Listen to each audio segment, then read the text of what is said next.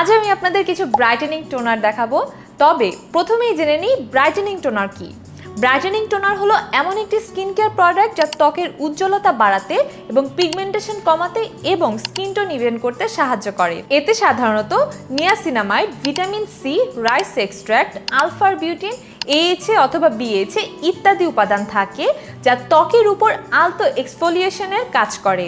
Face wash করার পর হাতের পাম বা কটনে করে পুরো মুখে ব্রাইটেনিং টোনার ব্যবহার করতে হয়। যাদের স্কিন ডাল, আনইভেন বা স্পট প্রোন তাদের জন্য ব্রাইটেনিং টোনার একেবারে মাস্ট।